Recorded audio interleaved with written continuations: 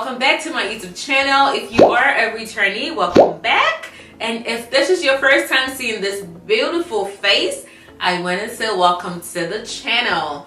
So today I am going to be talking about a topic that's so dear to me. I'm so passionate about this topic, and it is 5 millionaire habits that have drastically improved my life. Okay, I know that we all want change, we all want what's better, we all want to improve our lives. So this video is for you if you kind of been looking for ways or measures that you can take to improve your life financially, physically, emotionally, just every aspect of your life. Basically, these tips are going to definitely help you. Okay, so keep on watching. Just a little background about myself. You are probably wondering, who is this young lady sitting in front of the camera and telling me how to run my life? All right, so my name is Opiemi. I am a 27-year-old mom of one wife. I'm a Scrum Master, so I'm an IT project manager by the day. And to the glory of God, I have 4 side hustles, 4 businesses that I run that generate money, passive income monthly. I'm into real estate. I'm into chair rentals for events. I do online tutoring, and I'm also a content creator. So for me to give out all of these tips and tell you how I've been able to improve my life, it's because all of these tips have been tested, right? I'm also a black woman, and to see a black woman who's got all of this together, I feel like our community needs more of people like me, and I'm going to be sharing my experience with you guys. So I do not intend to sound proud or anything with this video. I'm not a proud person. I don't deal with pride and none of that stuff. I just wanted to let you guys know who I am before actually jumping into the video and giving some of these tips, right? So if you're interested in joining this ride with me, I want you to actually click on the subscribe button so that you can see more content from me on how I manage being a mom and working in corporate America, and also managing my businesses on the side, and pretty much just like lifestyle in general. So let's get into the video. So 5 millionaire habits that have drastically improved my life. So 2 years ago, I kind of made a decision that I wanted to better my life. I wanted to improve my life. I wanted to do things better. Not that I wasn't doing great financially before. I was a Scrum Master that had my job and all of that stuff.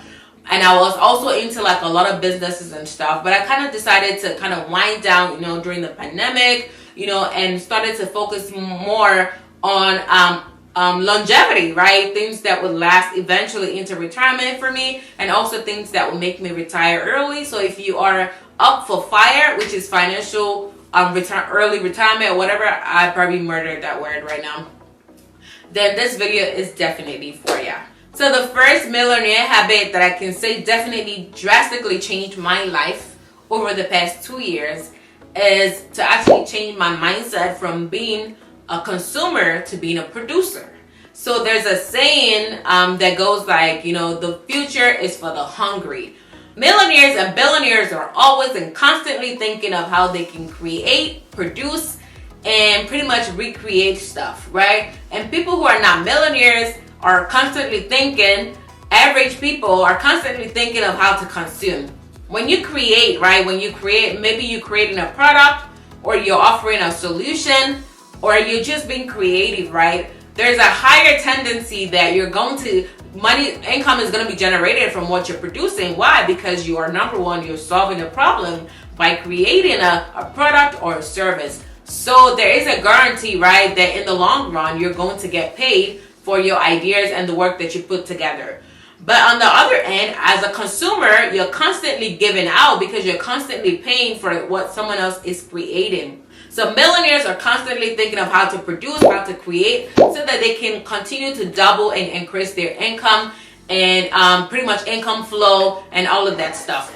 But as an average person, we are constantly thinking of how to consume and buy, and then we're pretty much always giving out money. Whereas billionaires are always getting money, and that's why they keep getting so much money. So the first thing that I pretty much did was to kind of think of how I could always be a solution provider. Number one, I started a YouTube channel, right? And I give tips on how to improve your productivity, on motherhood, baby stuffs, baby items that you can buy to kind of improve your life. So pretty much like giving solution. So if you're someone who's creative, I definitely believe that every human God created has one creative spot, you know, in their lives. And if you're thinking of like side hustles or things that you can do that can get you in the creative space, I'm gonna link my video right here where I talked about side hustles that you can try in 2022, right? It doesn't have to be a tangible product that you create. It could even be a service like what, tutoring,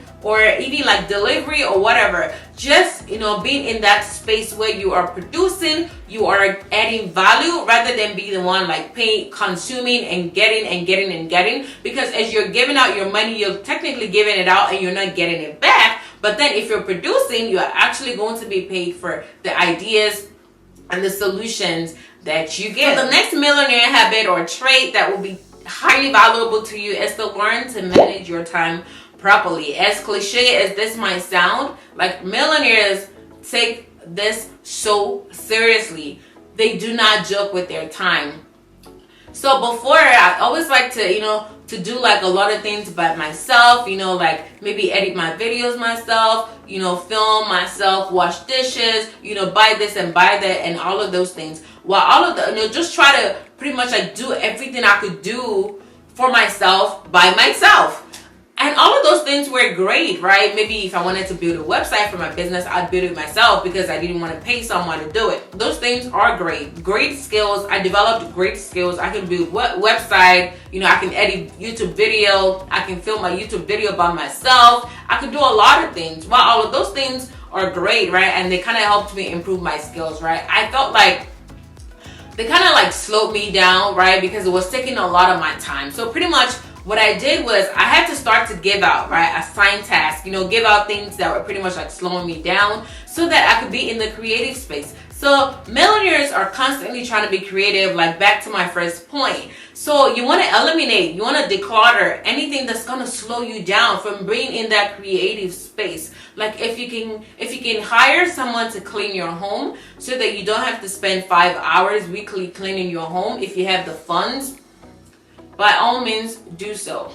If you're a YouTuber or content creator, like for example, I have someone who edits my videos for me because it takes on average about 8 hours for me to edit one YouTube video. And if I have to stay consistent, that's 16 hours of editing aside filming, which could take me another 4 hours per week. That's like 20 hours of work just to put out 2 YouTube videos. That's a lot. And I'm a mom. I also have my full-time job. I don't have the luxury of that time because I also do have my other businesses. So the best thing I could do was to kind of, you know, just source out someone who could edit my video for an affordable price. And I'm so glad that I got one. So if you're into a type of business or just a chore that you feel like takes up a lot of your time, that's not letting you be creative, letting you explore, I would encourage you to actually manage your time properly by giving those out. Another thing that also helps me to manage my time properly is that I always know my schedule ahead of time. I'm a mom, so I know that I've got to wake up super early in the morning to get my daughter ready for daycare and then to pick her up. So between the time that she's out in daycare, I have to do my day job, and I also have to prep and clean and do laundry because by the time she gets back, I also have to focus on homeschooling her, helping her out with whatever she needs, and then also being a wife as well. So I've learned to manage my time properly by actually giving out things that I don't necessarily have to spend time on, by giving out tasks and outsourcing things that would pretty much slow me down so that I can be in the creative space and I can be able to focus on things that I cannot outsource, like my job or like being a mom or like being a wife. So as a millionaire, if you want to have a millionaire mindset or you want to be a millionaire, my advice for you would be to pretty much like, you know, review your schedule and see things that are slowing you down, things that are making you that are not making you be in that creative space. You want to eliminate all of those things. Whatever you can outsource, give out. Whatever you can cut out, by all means, do so. Like I have someone come to clean for me sometimes because I can't clean. I'll gladly pay for it, right? Just so that I can be emotionally stable and physically stable as well, because it can get overwhelming trying to do all of these things at the same time. But when I do have help, or if you just have help around you, feel free to actually ask for help, right? Then trying to do all of it at once and then you get burned out. Millionaires don't get burned out. Like, those guys are constantly enjoying, because they've kind of developed, the skills. They've kind of developed like that mindset where it's like they are conscious of their time. They manage their time properly. We all have 24 hours, right? And they're constantly working, but at the same time, they kind of know like the limits, and they also know, where to tap in and where to also step back. So my next point is that I've learned to be frugal with my money. So before, when I was like under 25, I was such a big spender, although I was also a big saver. But I can say that when it comes to like savings, like I have just kind of, my mindset about savings and investing has just kind of like grown a lot. I don't know, maybe it's me becoming a mother and a wife. Something just changed like in me, that I don't spend as much as I used to spend.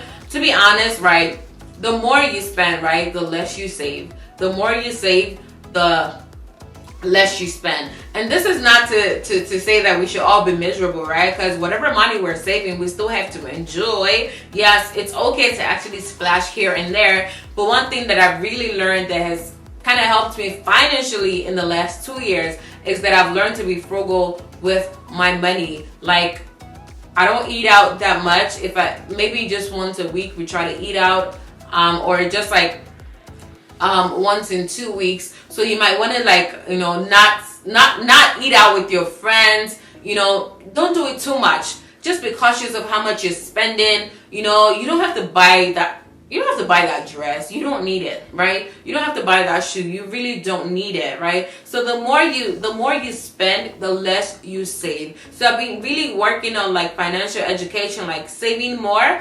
And I've gotten to a point where I save more than I actually spend. And that took a lot of discipline, right? From me writing down my expenses, like every day, just daily, just writing down and tracking every damn money that's going out of my account. Like I keep track of. Well, maybe not as much as I did like a year ago or 2 years ago. Not that much, because I kind of gotten to a point where, like I know that my process works. So I keep track of like everything, like every cent going out. I'd see like Apple subscriptions that I don't even remember that I signed up for, like $17.99, $20.99, like each month, and like all of them totaling to like what, $100, right? And then per month, in a year, that's about $1,200 for something I don't even use.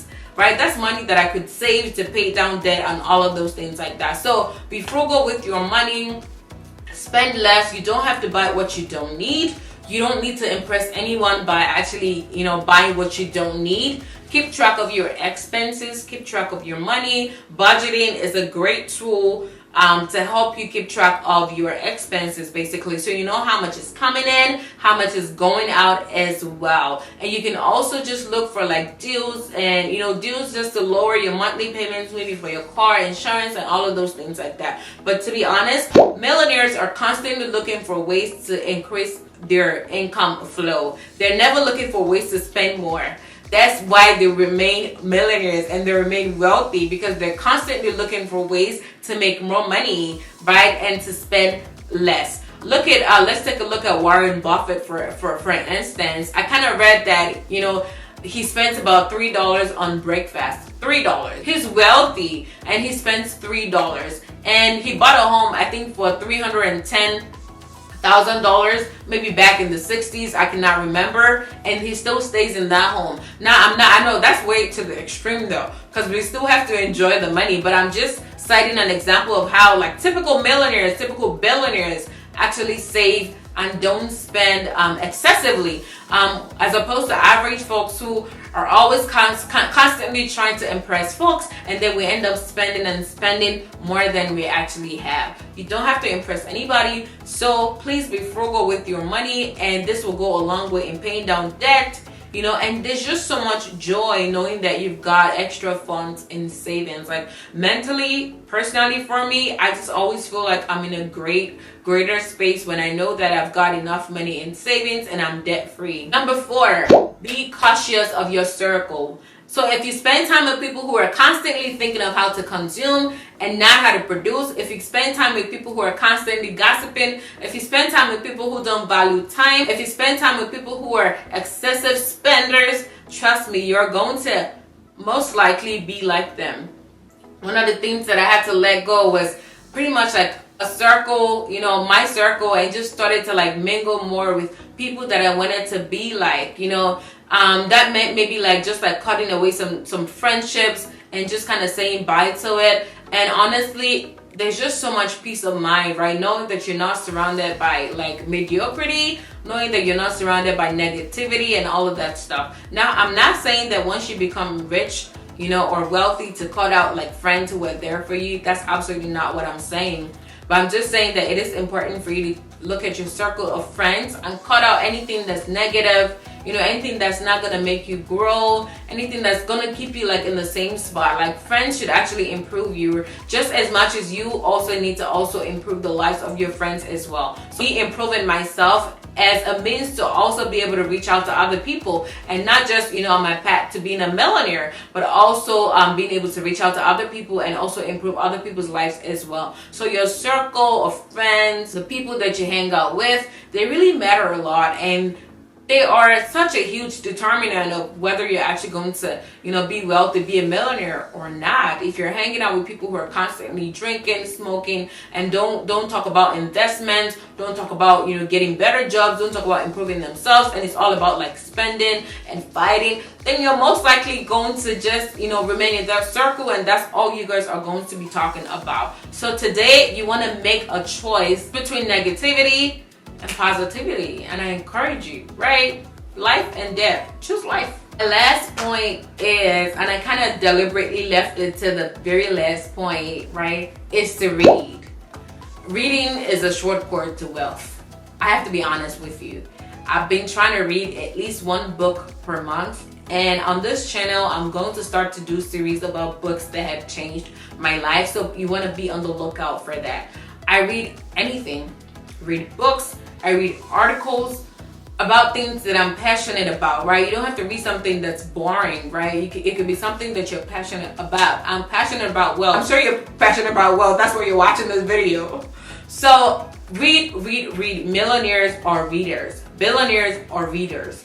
If you're not reading, there's no way you can actually improve your life, right? Guess what? You and I are both still living in 2022. So there are audiobooks. You don't have to sit through just reading a book. You know, there are audiobooks that you can just listen and actually still read. Read books about wealth, read books about savings, read books about investing, read books about mindset change, read books about changing your habits. Just read books that are actually going to improve your lives, right? The average American reads about 4 books in a year, and millionaires read way more than that, right? Millionaires read at least 2 books in a month, right?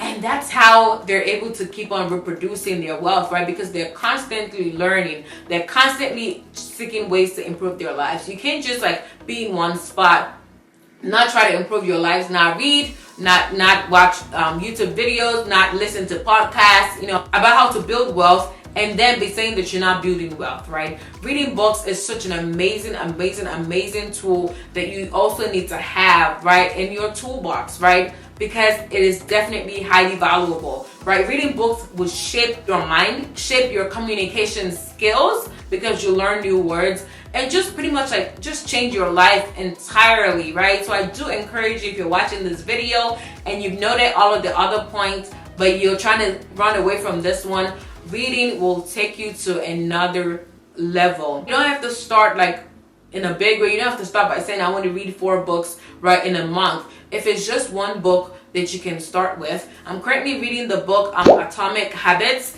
and one of the points that the author noted there was that, you know, just tiny little changes that we make, right, they do make a difference, right?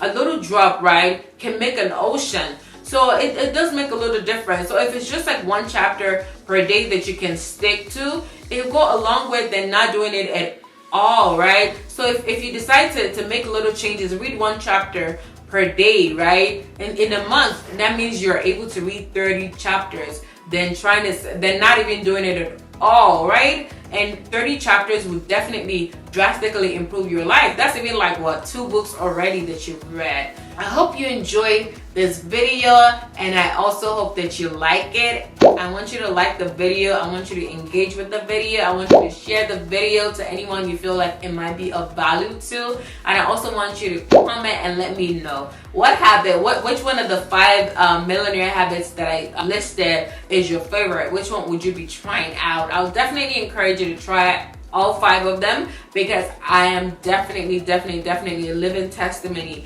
of trying all of these 5, and they have worked great, and they're still working great. I'm not a millionaire yet, but I will be. If you haven't already subscribed, like, what are you waiting for? Like, really, what? Tell me. Let's talk. What are you waiting for? Okay, so hit that subscribe button and also comment as well. And if you're not already following me on social media, my Instagram is also on fire. Just like I'm on fire here, right? I'm on fire everywhere. And need I say, I'm also on fire for God. I'm a Jesus lover. I did not add that to my little biography at the start of the video, but I'm also a woman of faith. Right? Thank you for watching, and I will see you in my next video. From my red lipstick to yours. Bye.